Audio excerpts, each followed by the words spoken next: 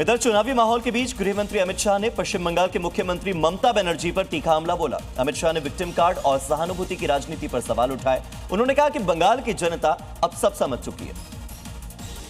गृह मंत्री अमित शाह ने पश्चिम बंगाल की मुख्यमंत्री ममता बनर्जी पर तीखा हमला करते हुए आरोप लगाया कि वे लगातार विक्टिम कार्ड की राजनीति करती रही हैं। अमित शाह ने कहा कि कभी चोट, कभी बीमारी और कभी चुनाव आयोग के खिलाफ बयानबाजी के जरिए सहानुभूति लेने की कोशिश की जाती है।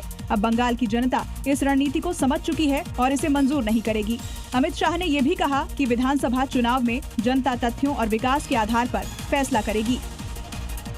बंगाल में चुनाव है, यही वजह है कि सियासी तनाव है, क्योंकि बयानबाजी बीजेपी टीएमसी दोनों की तरफ से हो रही है। ऐसा ही एक बयान सीएम ममता ने दिया जब उन्होंने रैली के दौरान बीजेपी पर निशाना साधा।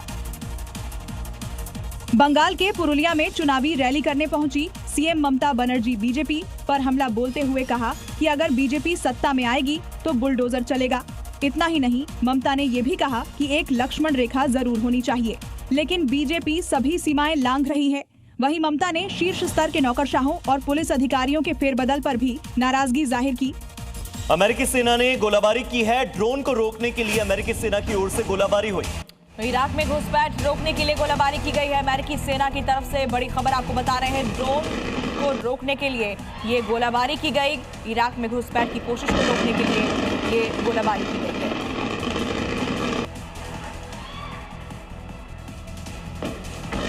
और युद्ध से इतर आपको दिखाते हैं भारत के अलग अलग राज्यों से आई आज की 5 बड़ी खबरें। राजस्थान के अलवर में 100 साल पुराने बिराई माता मंदिर में वार्षिक मेले की शुरुआत हो चुकी है। दूर दूर से हजारों श्रद्धालु दर्शन के लिए पहुंच रहे हैं, लेकिन मंदिर में उस समय हड़कंप मच गया जब दान पात्र टूटा दिखा, जिसमें से रुपए भी गायब मिले। जम्मू में मां वैष्णो देवी के मंदिर में भक्तों की भारी भीड़ देखने को मिली, जहां हर दिन हजारों की संख्या में श्रद्धालु दर्शन के लिए पहुंच रहे हैं। लेकिन नवरात्र समापन के दौरान 44,000 भक्तों ने दर्शन किए और उसके बाद प्रशासन को अस्थायी रूप से रजिस्ट्रेशन ही बंद करने पड़े। महाराष्ट्र के पुणे में कचरा डिपो के पास ड्रोन और पेपर मिल फैक्ट्री में भीषण आग लग गई, जिससे फैक्ट्री में रखा लाखों का सामान जलकर राख हो गया। सूचना मिलते ही फायर ब्रिगेड की टीम मौके पर पहुंची, कड़ी मशक्कत के बाद आग पर काबू पाया।